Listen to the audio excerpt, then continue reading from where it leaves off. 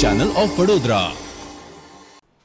ડભોઈ ખાતે એક loan ધારકે mobile phone લીધો પરંતુ હપ્તા ન ભર્યા અને જ્યારે ફાઇનાન્સવાળા હપ્તો વસૂલ કરવા માટે આવ્યા ત્યારે ટાવર પર ચડીને તાયફો કર્યો હતો। મોબાઈલ લેવા માટે ફાઇનાન્સ કંપની પાસેથી મોબાઈલ લોન લીધા બાદ રિકવરી એજન્ટે ઉઘરાણી કરતા યુવક મોબાઈલ ટાવર પર ચડ્યો।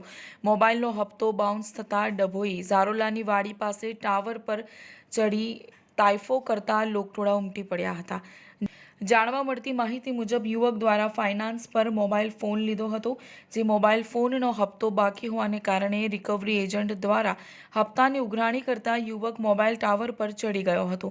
જોત જોતામાં ત્યાંથી અવરજવર કરતા લોકોના ટોળા યુવકને જોવા ઊભા થઈ ગયા હતા અને મોબાઈલ ટાવરની નીચે ઉતારવા યુવકને સમજાવતા યુવક ટાવર ઉપરથી નીચે ઉતરતા લોકોએ રાહતનો શ્વાસ લીધો હતો।